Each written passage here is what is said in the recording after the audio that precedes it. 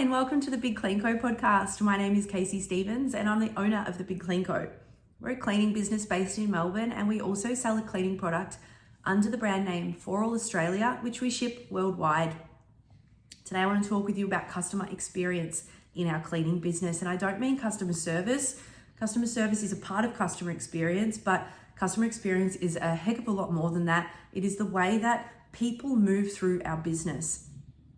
Our customers move through our business. And we're going to start by talking about the difference between two very good examples. So let's talk about hair salons for a minute. Think about a upmarket hair salon and the way they treat their customers in comparison to, say, one of those churn and burn style salons. You'd hardly call it a salon. They're usually a little shop sort of sitting outside or nearby a Kmart, for instance, and they're geared towards people who are just wanting a quick, cheap haircut. You usually take a number and you move through there very quickly. There's no conversation. It's just bang, bang, here's my 25 bucks, off you go, you're done. Next. In an upmarket hair salon, you're treated very differently. From the moment you walk in that salon, you are treated like somebody very important. You are sat down, you are offered a drink, sometimes you're offered a cookie. Some hair salons will offer you a glass of champagne. I don't drink, so I appreciate those cookies. And you'll receive a consultation with your hairdresser. Your hairdresser will usually remember a lot about you, and how a hairdresser can remember all this stuff about their clients. Maybe they can, but I'm going to talk to you about how you're going to be able to remember things about your clients in your cleaning business. But the point of it is that when you go into that upmarket salon, you feel like somebody important. And when a salon does this and combines it with their experience in the industry and the skill that they have with hair, they combine these together to be able to get from their customers the highest possible price. I want you to take that into your cleaning business. When you provide an up-level, up-market customer experience, you're able to get a higher price from your customers, from your clients. And I'm going to specifically talk about this today in relation to regular recurring clients, because that's what I know really well. And whether that's in commercial, whether it's in domestic, it doesn't matter. It's going to be the same for both. Ultimately, with those recurring clients in particular, the lifetime value of that client is going to be a lot higher than, say, your end of lease cleans, which I have mentioned before in previous podcasts. I love doing end of lease cleans. They are our high profit jobs that we do every day. But I also love the regular recurring clients because they have the long-term profit value and they provide that stability for the business because it is predictable recurring income. But nurturing those client relationships is what is going to keep them with you for longer. And how can you do it? It is through using a CRM, a customer relationship management. So our CRM that we use is also the same one that we use for our rostering and for our staff times. Like, we have an all-in-one for it. But what it is every client, every customer, every person that ever reaches out to your business goes into this. So even if they don't initially give you their money, you're still going to have them in your CRM. They have a file and you have notes in that file for each customer and how they've interacted with your business and important information about them. If you aren't yet at the point where you're going to pay for a software that does that for you, you can do that in a Google Sheets document. You can have everybody listed in alphabetical order, or you can break it down in suburbs, or however you want to keep tabs on that. You're going to have it listed in there and you are going to keep information about every single client, because that is going to be more valuable than just about anything in your business, especially for these cleaning businesses where we don't have contracts in place. So people aren't tied into a relationship with us. They're not contracted into a relationship with us. Keeping that information is just going to be gold for you, because this is how you can make people feel important.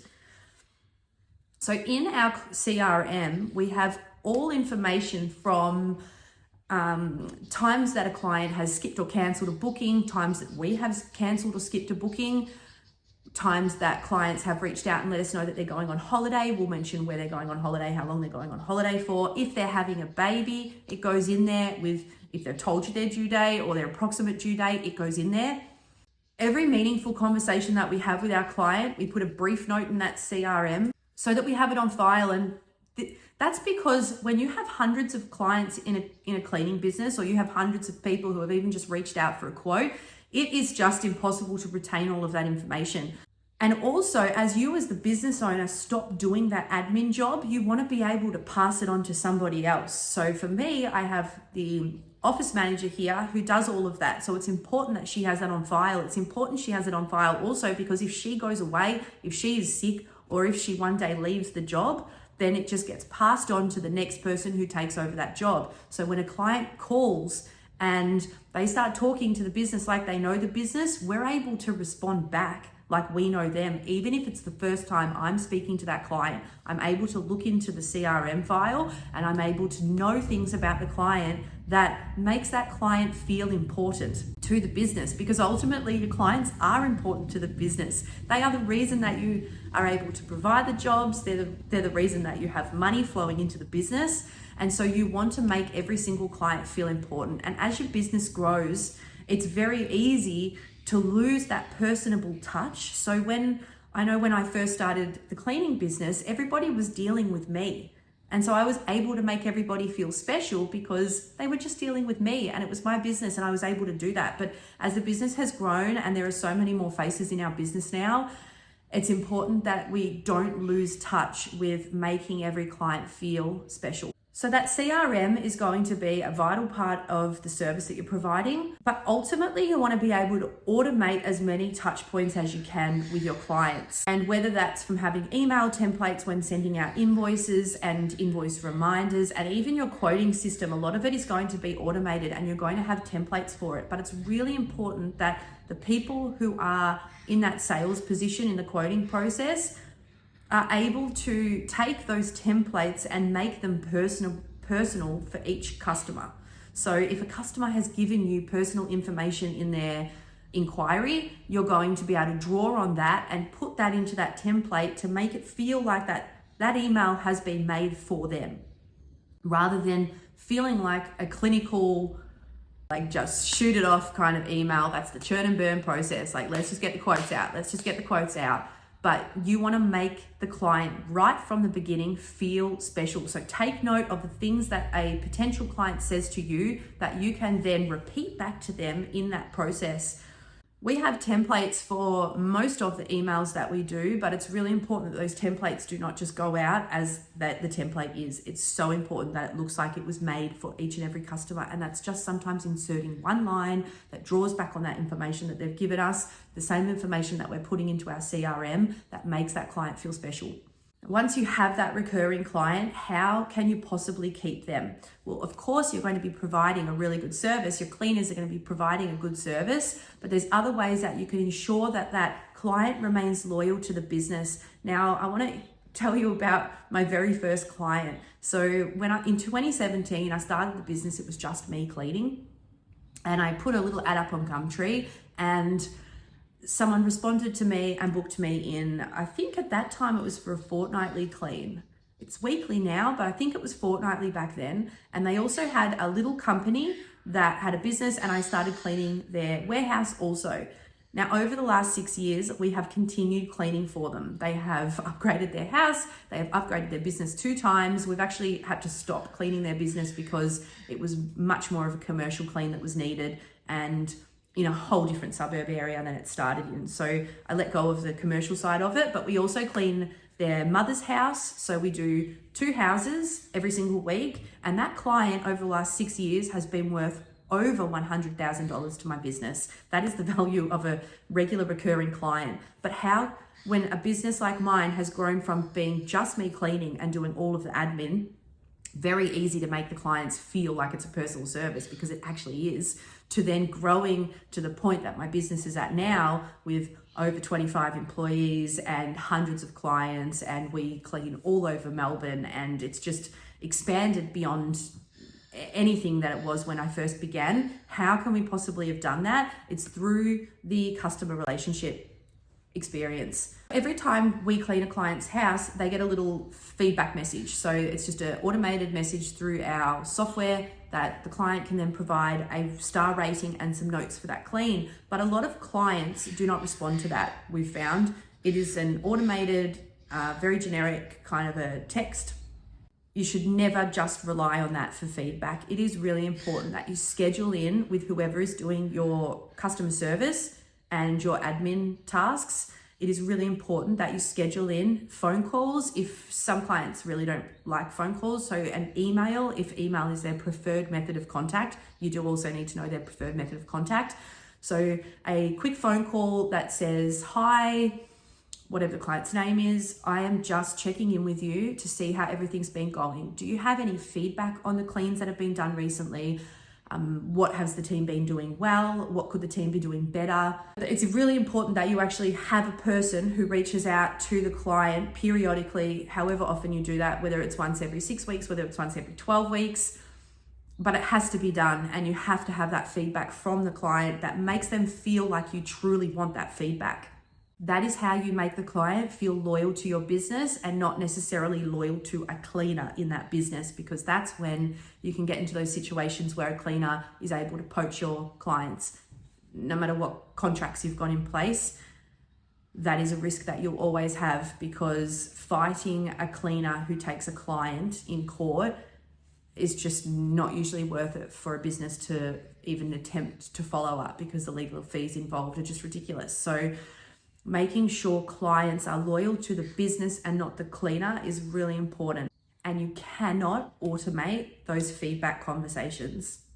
Other important things to keep on file are, especially in a cleaning business like ours, which has so many different members of the cleaning team. And a lot of people come into a cleaning business like this because they want that reliability with their clean. And they know that if their particular assigned cleaner is unwell or on holiday, we're able to send another team member and they don't have to miss their clean. That is why a lot of people choose businesses.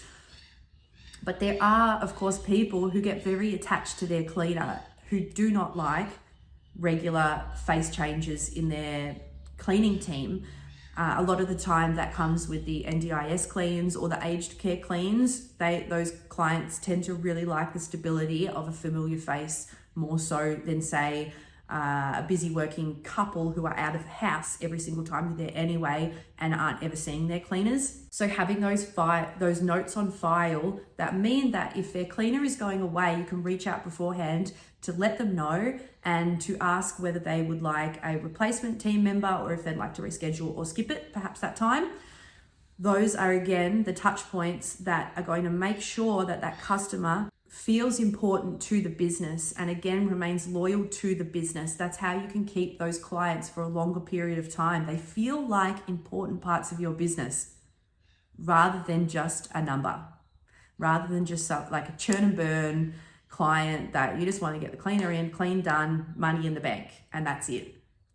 You're never going to be able to keep clients for 6 years at a time if that is how you treat them. Another really important part of customer experience is the way that people offboard. So if you've had a client who has had some kind of situation change, whether they're going on maternity leave or going on an extended holiday, or maybe interest rates have gone up. We've all had that, haven't we?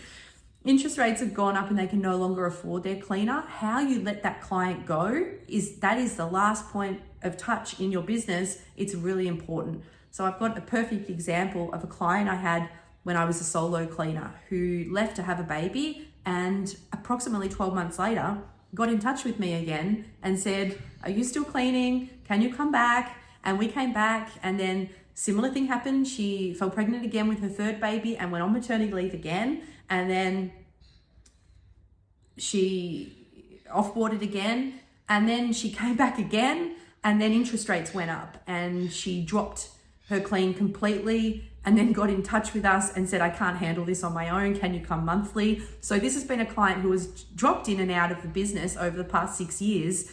But the point is that every time she leaves, she gets a message from us, whether it's on the phone or an email or a text, just wishing her well and keeping that door open. You don't want to take it personally when somebody tells you that they're no longer in a position to be having a cleaner and they're unfortunately going to have to drop you. that if you're the business owner and you're the cleaner also, it can feel really personal, and you don't ever want to express that hurt to that client. You don't want to express the loss to the client other than to say, I'm really sorry to see you go, and I do hope that if you need a cleaner in the future, you come back to us. When a client is offboarded in that really personal way, in a way that keeps that door open, not only is there a potential that they will come back to you, but they'll still recommend you because you were their cleaner, you did really well, they didn't leave because it was anything that you'd done. And so if they're ever talking with somebody and that person's looking for a cleaner, they're going to say, hey, the Big Clean Co used to clean my place, give them a call. And then on top of that, if you're using your CRM really well, you can reach out to them periodically, whether it's they left you at the beginning of the year and it's coming up to Christmas and you reach out and say, hey, so-and-so, it's almost Christmas, just reaching out to see if perhaps you'd like a deep clean right before Christmas to reset your house. Because maybe that client can't afford the weekly or the fortnightly anymore, but maybe they can just afford a bit of a deep clean before Christmas, and that would be nice for them. And that's how you really keep that customer experience at a high level, no matter where they sit, whether they're a potential client, whether they're a current client, or whether they're a former client. But there's something for you to work on. If you currently don't have a CRM, if you don't have software that can do that for you, you can start that today. You can pop all of your clients into a Google Sheets file, all of your potential clients, all of your former clients, and just write down any notes that you currently remember about them. And then each time you have some kind of contact with them, just add to that file, because that is a valuable file for you to have no matter what stage of business you are in. You should have that CRM from that very first person that you have contact with. I think this was about my 6th podcast, maybe 7th podcast that I've done today. It's been a bit of a hot minute since I've done one. I think the last one I did was earlier in the year. And what prompted me to do this one today was that somebody reached out to me on Instagram and said how much they loved the things that I talked about previously. So if there is something that you would like me to talk about in relation to your cleaning business or my cleaning business, you can DM me on Instagram or Facebook, and I'll try to pop that into a podcast for you. But hope you liked it, guys, and I'll speak to you soon.